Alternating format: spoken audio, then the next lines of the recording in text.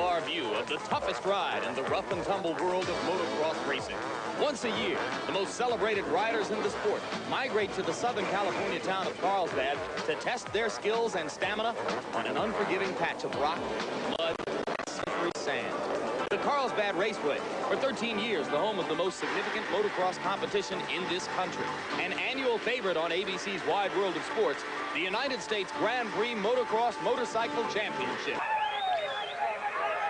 These are the moments just preceding the start of the most significant dirt bike motorcycle race in the United States. The fastest motocross racers in the world leaving this small chute one by one in qualifying order to seek their places along the starting grid. Each of them looking for the first in the series of tiny competitive edges which can lead to victory in the United States Grand Prix Motocross Motorcycle Championship.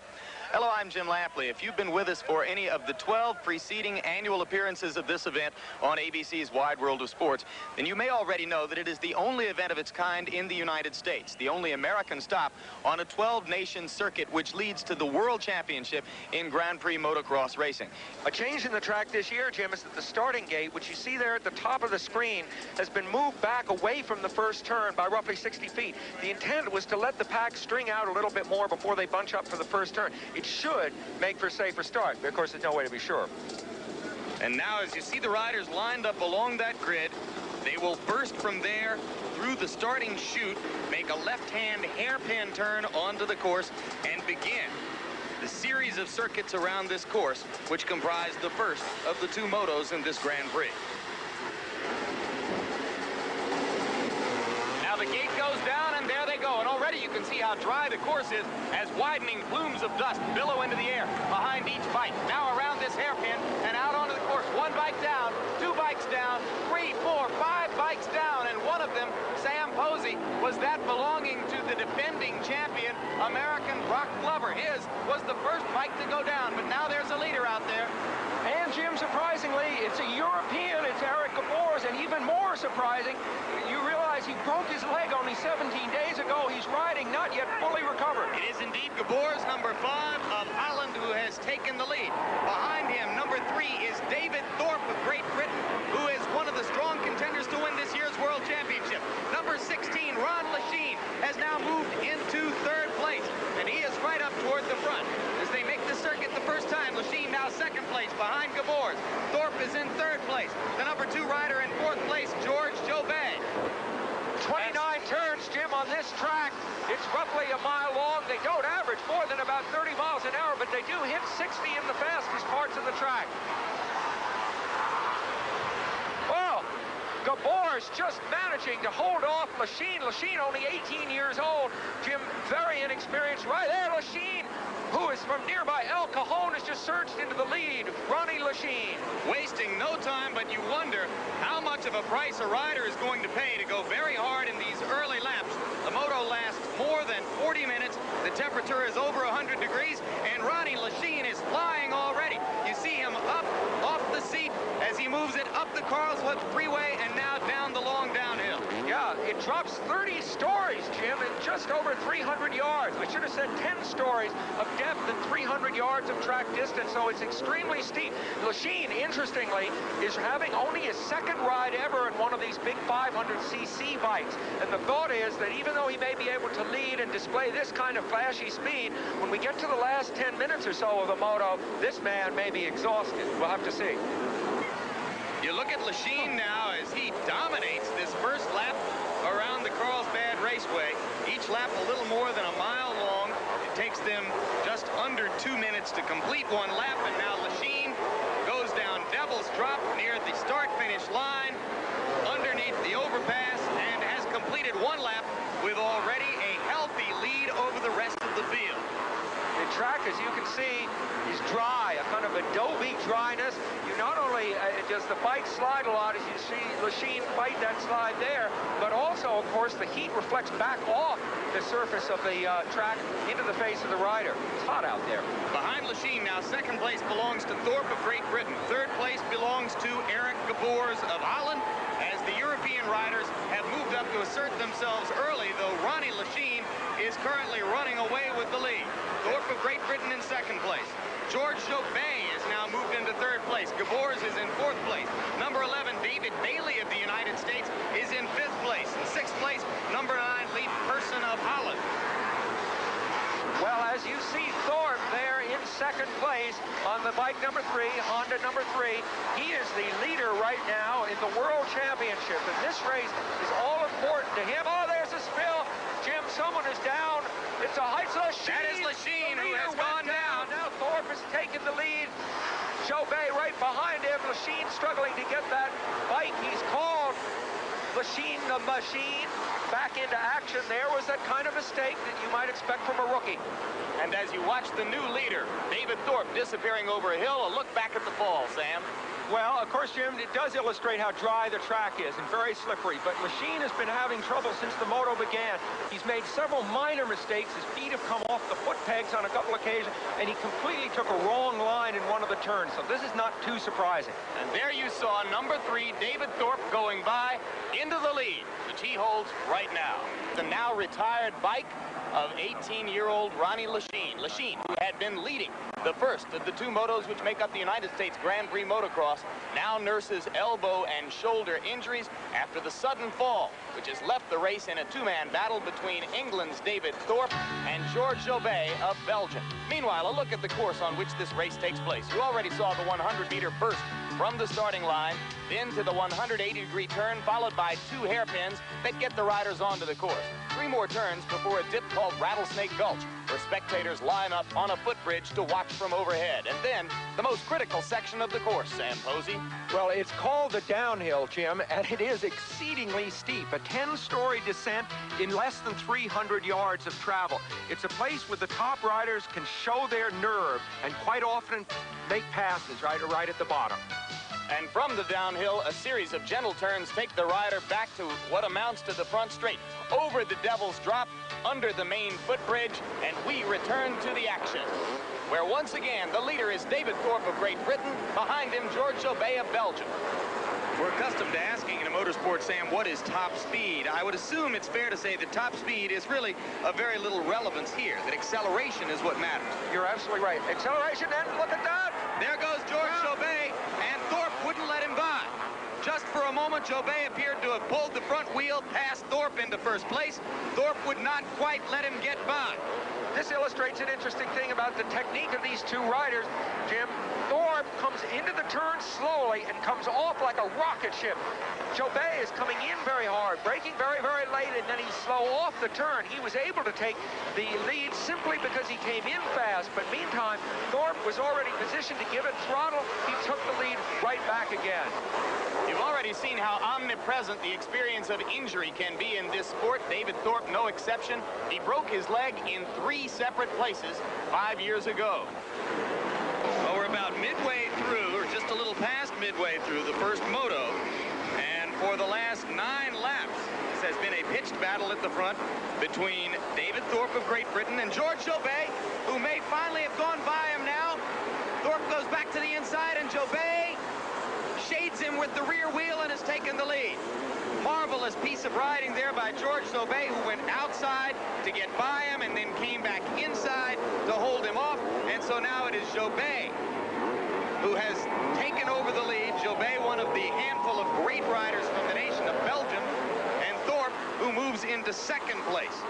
And still behind them, the 2 Americans, David Bailey and Brock Glover, are, if not biding their time, certainly riding well enough to stay close to the front. Bailey there is a very strong 3rd place at this moment.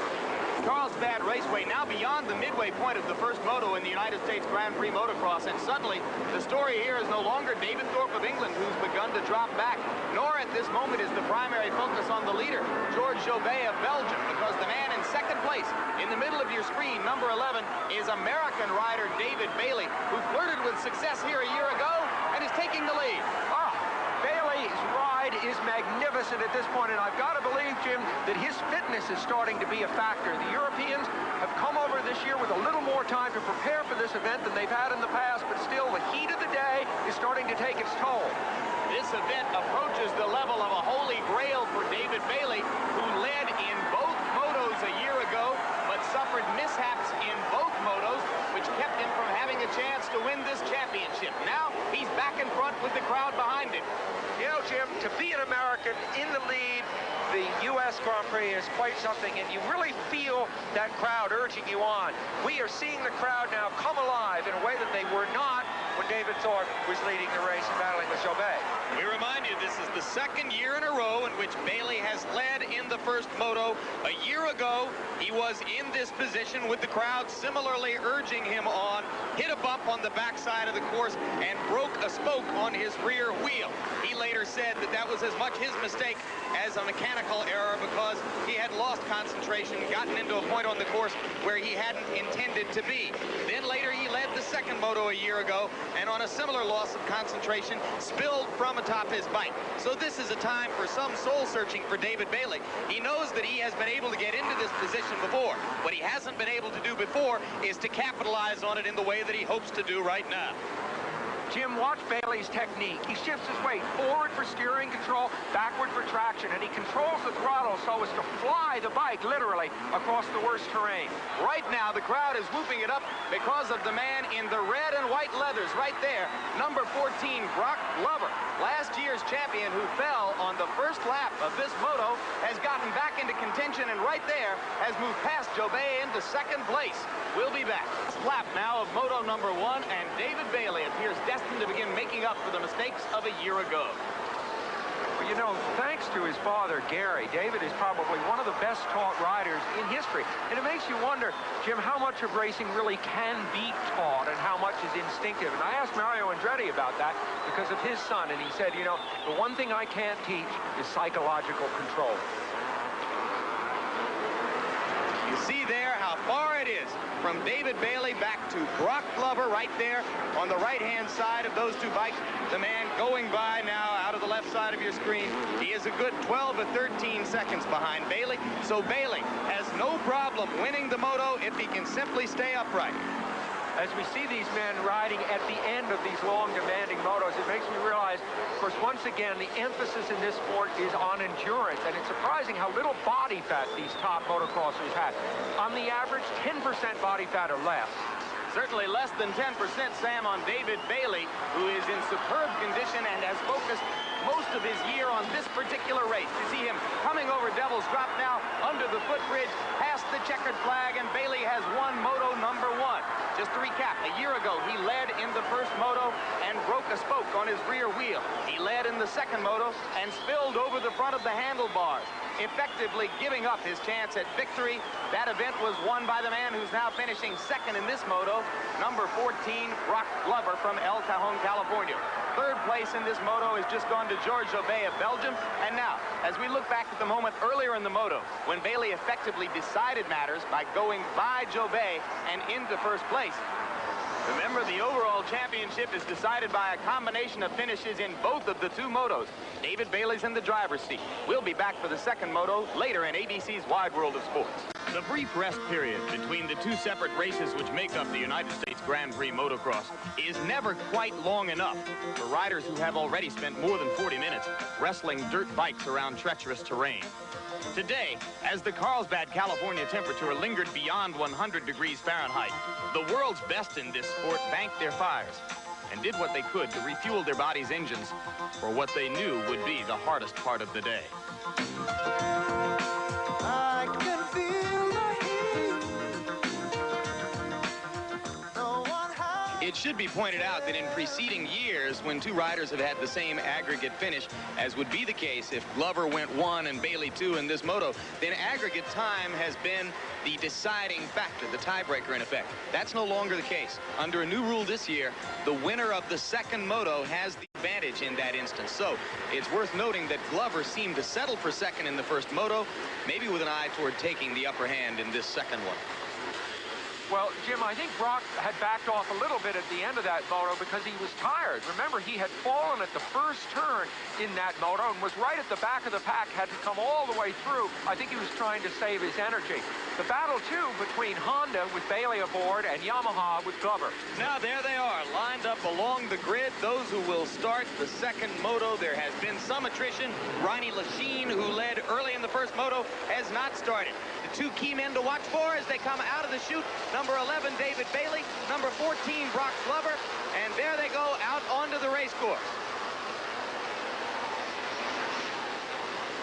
And there at the front of the pack, number 3, whom you see with the lead right there, is David Thorpe of England. 11, Bailey is at the front as well, and the crowd roars as Bailey goes into the lead.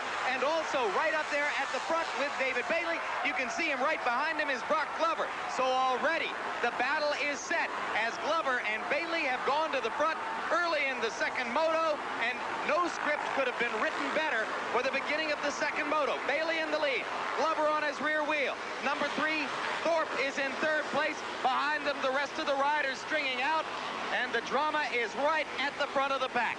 And I think, Jim, that both the Americans in the lead feel that, of course, they must win this moto. Glover knows that he has to. Bailey desperately, of course, trying to hang on and win the second one and thereby win overall. There's no question of holding back. There's really not a big factor of strategy. This is going to be an all-out race, and I think it's only in the last 10 minutes of the moto, when physical fitness begins to tell its story, that we're going to really see who's going to win this thing. Right now, they are relatively fresh. They have had a brief period to rest between motos. Both men finished the first moto riding in relaxed fashion. Neither of them pressed to the limit because they were totally satisfied with their first and second place positions during the final laps of that moto. They trained together here on this course a week ago. They know each other's moves very intimately from years of racing against each other in the Supercross Series and the National Motocross Series here in the USA.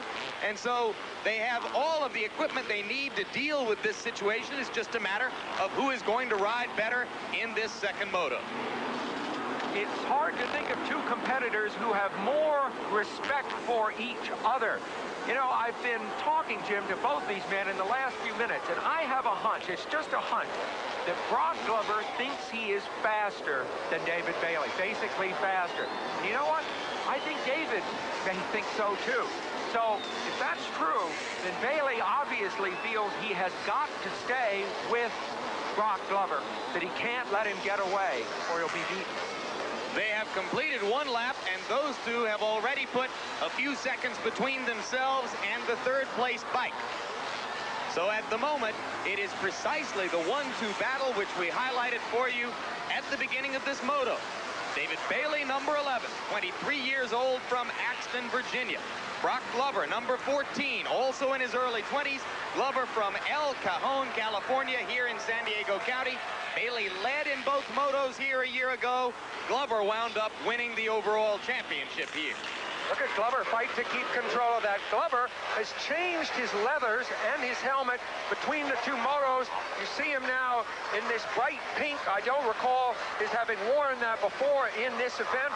Whether that was a psychological ploy, conceivably to work on the mind of David Bailey, a very conservative man, I don't know. It certainly surprised me to see Brock Glover turn up in pink. Nonetheless, it certainly isn't affecting his riding style at all. I am told that Glover has worn the pink leathers in one previous race, that an all-star Race of Champions appearance, and that he regards them as a lucky outfit for him. They are, and not to just use the pun, but a shocking sight on a motocross course. However, he is a man who physically could be described as in the pink.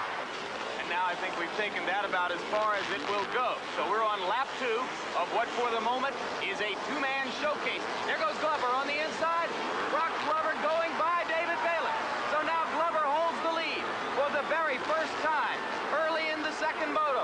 Glover, perhaps attempting to establish psychological dominance right away, has taken the lead away from David Bailey. Never ridden the second moto of a motocross can attest. This ranks among motorsports as the ultimate young man's pursuit. So dominated by teenagers and riders in their early 20s that the leader here, 25-year-old Brock Glover, is already being retired from motocross by some racing journalists. I just turned 25, and I don't really think that's that old. And if everyone talks about it, and I tell myself I'm getting old, and that maybe, you know, that could happen. But I don't feel I'm really that old, and I think I'm at the prime of my career. I'm doing better this year than I've ever done, and I'm leading the outdoor championship, and I'm also leading the indoor Supercross championship, which is the first time I've ever done that. So I'm pretty happy with what's going on this year, and I don't really feel like retiring as of yet. And certainly, Sam, if he can hold on to the lead he presently enjoys and become the first American ever to win the United States Grand Prix Motocross 2 years in a row, retirement will be farther than ever from his mind. Well, look at this. It's a beautiful ride, and Brock is pulling substantially ahead of Bailey right now. I think it's exactly this kind of speed, Jim, that David Bailey feared Brock Glover had. Glover and the Yamaha, an excellent combination. He's lost it. Unbelievable. He'd been pressing so hard, he lost it. Now he's trying to restart it.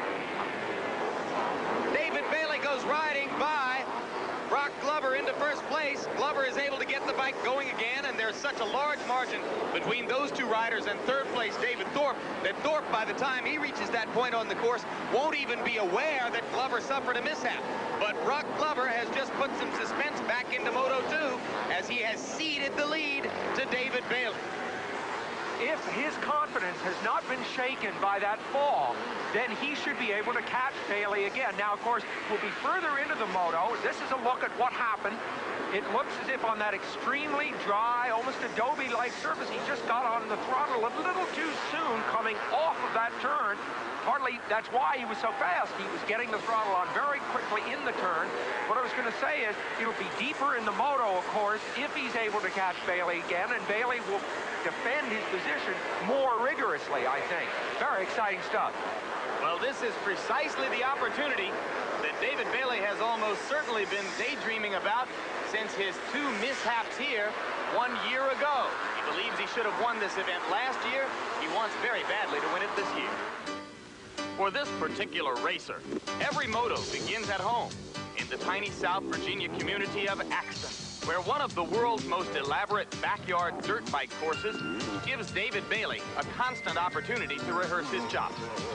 The sons of football players play football, and lifelong gym rats beget toddling gym rats. Bailey's father lived for motocross, and for a long time, young David knew that he would too. Bailey's success has given him the luxury of dictating the terms of his existence.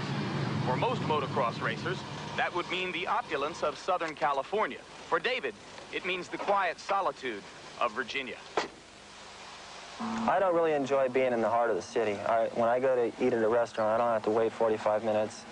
When I want to go riding, I want to be able to put on my gear and go riding, not have to load up, go get gas, drive in traffic. And I think the riding areas are becoming less and less in California, where here I have a couple hundred acres that I can ride anytime I want, any time of the day. I have a little lake that I can go jet skiing on. I don't have to go anywhere, and it just makes everything a lot easier for me to do. I enjoy the country. I lived in the city until I was about 10 years old, and I didn't enjoy it all that much. I like it much better here. It is a part of David Bailey's fulfillment that he is making his father's dreams come true. And for any American motocross racer, one of the biggest dreams is to win this event, the United States Grand Prix. So there is much at stake now for David and for his mother and father as he circles the course with the lead in the second moto. Sometimes it's very hard when you've been pressing hard to suddenly change your rhythm and have a big lead. A commanding lead. Brock is down again. Brock Glover down once more, and he looks, frankly, looks a little groggy to me. A second mishap for Glover in this moto, a moto that began so brilliantly for him as he came out and seized the lead from David Bailey. But now, as Glover unhurriedly begins to get back on his bike, Bailey's lead is getting larger and larger. He's going the wrong way on the course. Now, that's something that is against the rules. You see, he rode slightly downhill. He's going uphill now, and that helped him restart the bike. It's a nitpick, I realize, but that is against the rules. He gained an advantage from it? Well, arguably, you see, it might have been harder to start his bike on the uphill. I mean, I think he's a little groggy right now. But apparently not a bit groggy, and now riding with a commanding lead is number 11, David Bailey, trying to secure victory in the second moto to go with the one he has already put away in moto number 1. He looks pretty fit still, Jim, but you know, he's probably feeling more tired than if Brock Glover was actually pushing him, because he has time to think about it a little. We're talking now with Gary Bailey, the father of David Bailey. Even as we watch David dominating Moto 2, Gary, it appeared early in this moto that Brock was faster, was able to put a margin between himself and David. Do you think he was going too hard at that point? Well, I think he might have been, and that's just one thing that David was counting on. He was hoping that Brock was going to push himself a little bit and possibly make a mistake. The other thing was, we kind of felt like looking at Brock after the first moto, he was a little more tired than David was. So what David's strategy was to stay within striking distance of at least 4 or 5 seconds, and then hopefully on the last 15 minutes of the race to put on a charge. Would you like to see I'd like to see him quit while he's strong. And number one, I hope he doesn't drag it out and wait till he starts falling back to get out of it. I think he gets another 3 years in and performs really well as he has, and I expect that he will. I think that will be sufficient. All right, thanks very much, Gary Bailey, for joining us and giving us your impressions on what is a thrilling day for the whole Bailey family. And now, the last chance to appreciate the efficiency and indeed the artistry of David Bailey as he proceeds through his last lap over this course. If he hangs on to win, as he apparently will, he will be the first man to win both motos in this event since the first American to win it, Marty Moats, back in 1980.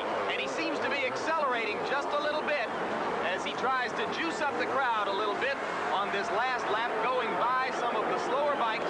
Bailey is enjoying this overwhelming victory, not only over the entire field, but most specifically over the man who is his primary competition among top young American motocross racers. Brock Glover chased him in the early part of this photo. This will be, incidentally, only the third victory in the United States Grand Prix for the Honda factory, and that's a little bit surprising because they are preeminent among all of the factory teams in this sport for the past few years. Now Bailey, number 11, waving to the crowd, comes under the footbridge and makes one of the last turns onto what amounts to the front straight as he heads toward the checkered flag. California crowd in Carlsbad watches now as David Bailey, a Virginian, takes off his goggles, throws them to the crowd over the Devil's Drop, and with an easy victory, David Bailey has made up for a full year of disappointment. Last year he led both motos and didn't win. This year he won them both. And we've just learned that for riding his bike against the grain of the course, Glover was disqualified from the second moto. That dropped him to 7th overall. Second place overall went to Thorpe of England, improving his chances to win the World Grand Prix Championship. Third place to George Jobet of Belgium. Now, for Sam Posey, this is Jim Lampley saying so long from Carlsbad, California.